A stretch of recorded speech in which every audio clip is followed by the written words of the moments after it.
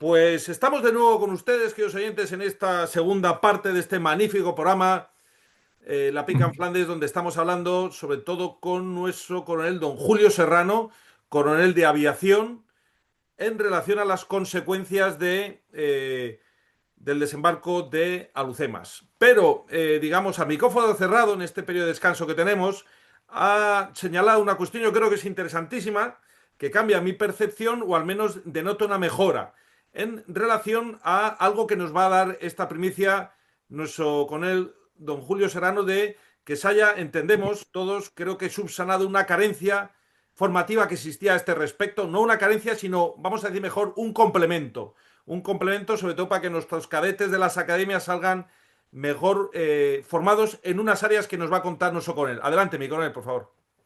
Sí, Guillermo, como estaba diciendo en el descanso, pues mi condición de profesor en el CSD me ha dado por investigar los programas de estudios y los planes de estudio en nuestras academias militares. Hasta hace poco existía lo que se denominaba ingeniero de organización, es decir, que independientemente de las asignaturas militares, pues los cadetes o guardiamarinas tenían que llevar a cabo un estudio de grado, ¿no? Una carrera de grado universitaria. Hoy en día eso se ha modificado precisamente en el curso escolar 2024-2025, en el sentido que se han aumentado las clases y las teóricas de humanidades, humanidades que comprende geopolítica, liderazgo, historia militar, es decir, asignaturas que nunca se deberían de haber perdido porque son fundamentales para un militar y el área técnica o universitaria del estudio este de ingeniero de organización, pues había un poco diezmado esas áreas. Por lo tanto, nos debemos de sentir contentos de que las asignaturas que son necesarias para un militar, para la formación de un militar, pues se hayan vuelto a recuperar. Lo hago extensible con más detalle en el apartado que el general Rafael Dávila me dio en su nuevo libro de Soldado a General, que él ha publicado hace poco, y ahí me profundizo más en la materia con más detalle, ¿eh? Magnífico, pues queda ahí esa referencia, es desde luego una gran noticia y agradecemos mucho al coronel Serrano que haga partícipe de ellas, asignaturas humanísticas, geopolítica, es decir, todo eso desde luego nos pone ya a un nivel muy, muy avanzado y sobre todo, en fin, yo creo que es interesante volver a esa formación tan importante. Bueno, volvemos al tema tras este paréntesis aclaratorio. Tenemos con nosotros también a un gran experto en el desembarco a Lucemas, nuestro queridísimo coronel, don César Colis. Adelante, mi coronel, para hacer observaciones al respecto de esta magnífica ponencia. Pienso que fue una pena el que, a pesar de sus éxitos en muchísimas cosas, en resolver la guerra de África, que llevó allá muchísimos años y que los gobiernos liberales eran incapaces porque daban bandazos y lo que hacía uno lo deshacía el siguiente y tal.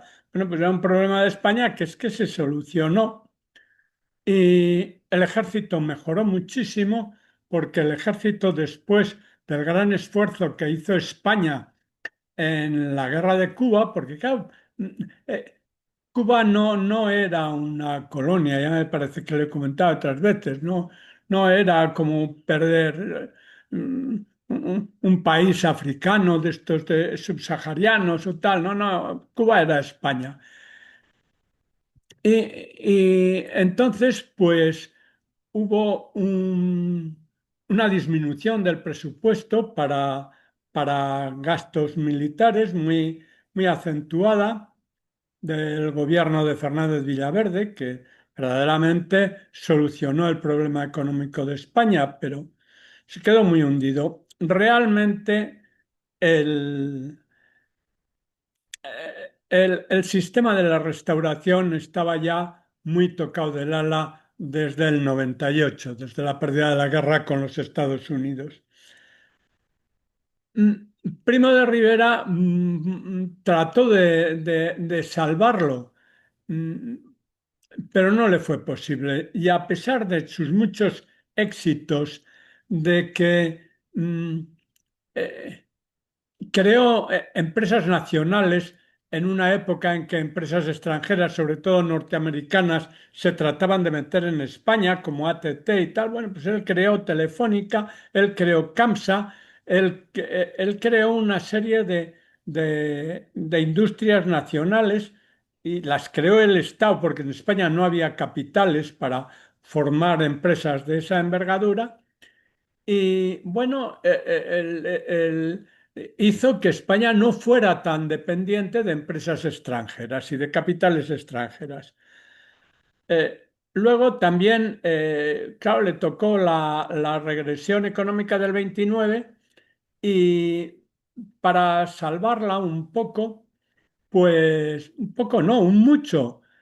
Hizo un plan de obras públicas extraordinario que dio mucho trabajo a muchas personas de todas las clases e hizo grandes obras públicas, túneles, puentes, etcétera, que ahí están. Eh, Creo muchos cuarteles, que es que aún había muchos cuarteles en España, en conventos, de la desamortización de Mendizábal, procedentes de la desamortización de Mendizábal, prácticamente los cuarteles que hoy sobreviven, muchos de ellos, pues son de la época de Primo de Rivera. En fin, es una pena que un gobernante tan bueno pues no pudiera con haber mantenido, que hubiera sido haber mantenido la monarquía y haber mantenido el, el- el liberalismo, que verdaderamente era un liberalismo trucado, porque las elecciones estaban trucadas y los partidos turnaban en el poder, pero podía haber dado lugar a un demoliberalismo, que es el que luego ha triunfado, pues como pasó en Francia y en Inglaterra, que en esa época tampoco tenían una democracia como se entiende actualmente una democracia. Pero hicieron pervivir el sistema y acabó dándoles estabilidad. Nos hubiéramos ahorrado el desastre de la Segunda República y la Guerra Civil. eh, no evitó que don Alfonso se fuera. Don Alfonso le cogió de baja por la muerte de su madre, la hemofilia tremenda de sus hijos, la mala relación con la reina, consecuencia en parte de esta enfermedad, una familia totalmente desestructurada se había quedado. Y luego no le apoyó nadie, ¿no? No, "Oh, es que podía haber aguantado". Yo pienso que no, es que solamente le aguantó prácticamente el ministro La Cierva y el general Cavalcanti. El, el director de la Guardia Civil, que era el general Sanjurjo, pues se puso de perfil en aquel momento. Y eso sí, salvó a que el resto de la familia real, la reina, los infantes y tal, pues salieran de España sin ningún problema. Y entonces fue una revolución pues muy incruenta. Eh, eh, Vino después de unas elecciones municipales en las que ganaron las candidaturas monárquicas por 22.000 votos. El, César González Ruano, que es un periodista hoy prácticamente censurado porque era muy de derechas, en sus memorias cuenta cómo era amigo de Miguel Maura, que era el republicano más derechista, y fue en su coche, tres o cuatro coches con el gobierno que se había formado. El gobierno que eran una cuadrilla de amigos, vamos, no tenían ningún mandato popular.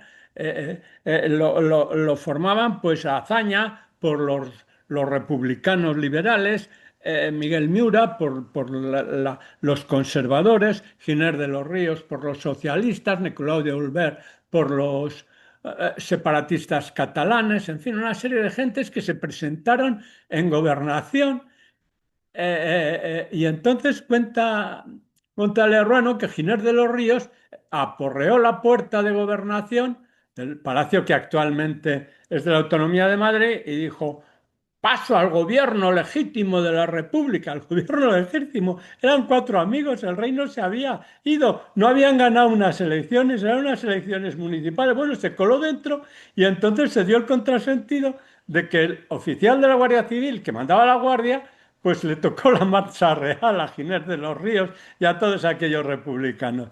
En fin, ya empezó así la República y lo que mal empieza, mal acaba. Y fue una pena que un gobernante de la talla de Primo Rivera, con las buenas cualidades y con las buenas cosas que hizo, no hubiera podido salvar aquella monarquía. Y bueno, pues ha pasado lo que todos sabemos que ha pasado. Pues muchísimas gracias, magnífica su intervención, como siempre, mi coronel. Efectivamente, se tuvo que exiliar en París y allí murió. Y en Francia a su féretro se le dieron honores de Estado y aquí en España prácticamente no, cuando él lo que hizo fue voluntariamente retirarse. Me refiero al general Primo Rivera, murió solo. Perdona, en Francia han hecho igual con Franco, no, se han negado a quitarle la Legión de Honor. Sí, efectivamente. Y se la han quitado a Sarkozy, que está condenado, pero al caudillo no se la han quitado. Es muy interesante lo que ha comentado el coronel Collis. Yo como doctor en mi caso de economía, que es mi especialidad académica y profesional, creó una red de empresas nacionales muy importantes, nuestro general. Es decir, el general Primo de Rivera es el gran desconocido y qué pena que en este centenario de su gobierno, que fue un gobierno exitoso, yo creo que ampliamente exitoso, no se le dé la trascendencia que se le dé. En este sentido, tengo mi libro, que es precisamente Rusia y el nuevo orden mundial, y donde desarrollo la historia de España con Rusia, y es uno de los episodios más desconocidos, que fue que la dictadura del Miguel Primo de Rivera, don Miguel, a través de su ministro de Hacienda, que era el mártir don José Calvo Sotelo, firmó con la Unión Soviética de Stalin el acuerdo de suministro de petróleo desde por el Mar Negro venía. ¿Por qué? Porque la situación era insostenible, el expolio yanqui era tremendo desde el punto de vista de las multinacionales petroleras y al final el régimen decidió comprar a la Unión Soviética. Eso no significó que lo reconociéramos como Estado. La Unión Soviética, Stalin quería que España a cambio le reconociera. No. Se llegó a un acuerdo estrictamente económico, pero es muy interesante. Y estuvimos durante muchos años suministrándonos de petróleo soviético, lo cual da una medida de que al final ese gobierno era un gobierno eminentemente patriótico y no se casaba con nadie, que era de alguna forma la garantía de su éxito. Y si cayó es por una descomposición interna, que es verdaderamente dramático. Esto me lo contó muchas veces don Ricardo de la Cierva, el nieto del que fue primer ministro bueno, de muchos años con Alfonso XIII. Nunca se tuvo que haber ido Alfonso XIII, jamás. Nunca se tuvo que haber ido y es uno de los principales responsables del drama que vino después. Porque es verdaderamente lamentable, como había dicho nuestro coronel. Entonces, acolis que esta panda de amigotes que habían estado en San Sebastián hace poco, hace unos días, tomándose ahí cervezas en la playa La Concha, aparecieran aporreando puertas diciendo el gobierno legítimo. ¿Pero qué gobierno legítimo? Sí, si además fueron unas elecciones donde habían perdido, solamente que en las ciudades tuvieron mejor éxito. Lo que pasa es que al final ese régimen, lamentablemente, murió internamente. También el propio general Primo de Rivera solicitó apoyo a los capitanes generales y se lo negaron, salvo uno o dos. Es decir, el hombre se retiró amargado porque después del enorme esfuerzo que hizo, enorme y fabuloso esfuerzo de regeneración nacional, de hecho el gobierno de Franco se pensó que iba a ser la continuación de Primo de Rivera porque en el subconsciente colectivo era el verdadero dirigente del siglo XX español, pues al final se tuviera que ir sin ningún tipo de apoyo. Y efectivamente Alfonso XIII pues también le dio de lado algo que también hirió lógicamente a su hijo y a muchos militares que se sintieron de alguna forma tratados ingratamente. Bueno, cedo la palabra. No sé si don Julio quiere hacer algún comentario, mi coronel, a lo que ha dicho don César Collins como protagonista principal del programa de hoy.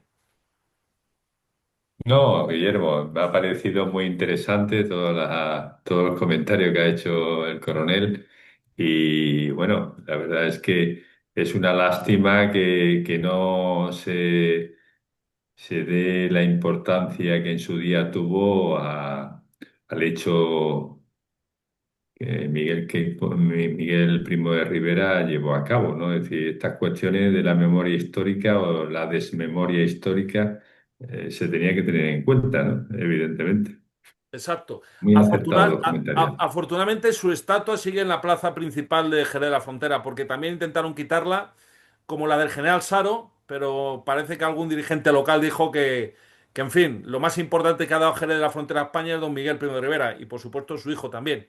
Así que menos Ujú. mal que esa estatua hecha por Benlliure sigue. El otro día hablando con un amigo, se lamentaba de que en San Fernando han quitado la estatua del general Varela, que era el corazón de esa plaza de San Fernando, y ahora queda desangelada. Claro, si quitas a General Varela de su ciudad natal, de la plaza, pues te queda una plaza sin alma. Pues eso es lo que quieren los revanchistas. Cedo la palabra rápidamente a nuestro historiador de cabecera, don Fernando. Tenemos por delante unos 8 minutos. Don Fernando, tiempo de sobra.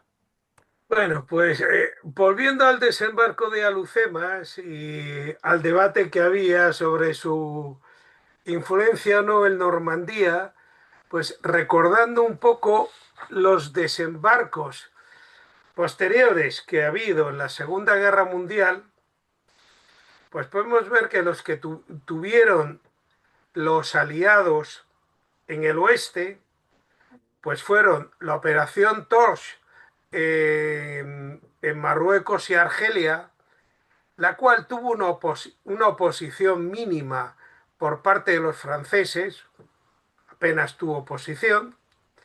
Sicilia, que tampoco tuvo duros combates en las playas. En aquellos momentos los alemanes no eran tan fuertes ni estaban fortificados y por tanto su estrategia era atacar una vez hubieran desembarcado y fueran débiles y supieran dónde estaban. Salerno no tuvo posición y Anzio tampoco, porque fue una sorpresa y realmente no funcionó porque en Anzio les pasó como en Galípoli, que desembarcaron pero no profundizaron en el avance y dieron tiempo a que los alemanes establecieran un frente y una defensa y llegaran a contraatacar eficazmente a la playa. Por tanto, en el oeste no habían tenido un desembarco con oposición directa en la playa por un enemigo que estaba esperando. Eso sí que lo tuvieron por primera vez en Normandía. Y en eso sí que hay un cierto paralelismo y puede ser lógico que miraran no los medios, porque ya habían desarrollado unos medios enormemente eficaces y específicos, la capacidad combinada, no hablemos de lo que era la Fuerza Aérea Americana de aquel tiempo, las unidades de desembarco, pero el cómo combatir a un enemigo que te está esperando, sí que lo habían tenido, pero en el Pacífico. Los desembarcos de Taraba y los otros desembarcos que tuvieron en las Marshall, ahí sí que habían tenido un enemigo enfrente, pero era un poco el Pacífico. Una cosa importante del desembarco de Alhucemas es que se corrigió un gran fallo de Galípoli que luego ha seguido en todos los desembarcos, sí que fue una gran lección, que es la importancia de la estiba en los barcos.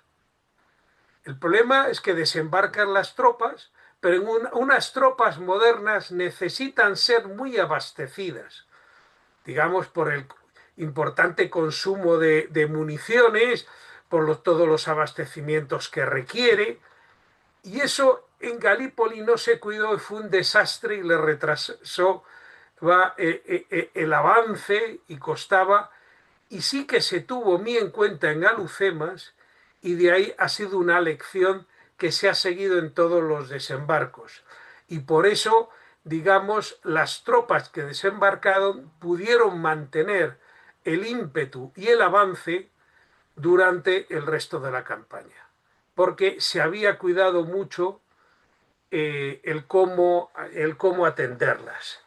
Y luego una pequeña corrección sobre los carros FT-17, y es que los que se utilizaron en Alhucemas solo llevaban ametralladoras, porque el ejército español solo tuvo FT-17 con ametralladoras.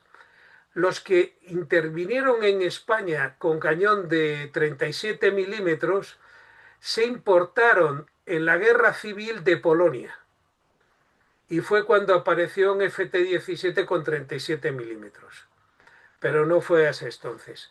Todos los que España tuvo y se utilizó en Alucemas, lo que adquirió fueron con ametralladora. Y bueno, ya te cedo la palabra, Guillermo. Muy bien, muchísimas gracias, don Fernando, por ese complemento estupendo. Quedan 4 minutos. ¿Alguien, algún contertulio quiere hacer alguna observación, por favor, al Mm. respecto en estos 4 minutos? Adelante, mi general, por favor. Bueno, yo para replicarle un poco a Fernando, el, el planeamiento, la preparación de la fuerza y el desembarco es independiente de la oposición que se tenga. Y es decir, que eso no anula que el desembarco de Alucemas pidiese fuerza en los desembarcos no solamente del Pacífico, sino también en Europa. Porque los desembarcos de la operación Thor, la desembarco de Sicilia en Italia, pues la preparación logística, la preparación táctica, la preparación de la fuerza y el desembarco se hace como si el enemigo fuese muy fuerte. Después depende del enemigo que sea fuerte o no. Pero por tanto los planeamientos, cuando llega a Normandía, ya estaba muy depurado en la zona occidental. Ah, Sí, Muy pero bien. no se habían encontrado una oposición real. Aunque se planificara, no, digamos, no había una costa fortificada en ninguno de los sitios. Tampoco la había en Alucemas. Estaba fortificada la vía de Alucemas, pero no el Morro Nuevo, que por eso se embarcó por ahí, porque estaba Sí. fortificada la vía de Alucemas. Así pero vamos, eso de los combates de desembarco puede ser más o menos cruentos, pero el planeamiento y la ejecución es la misma, no tiene nada que ver. Ujú.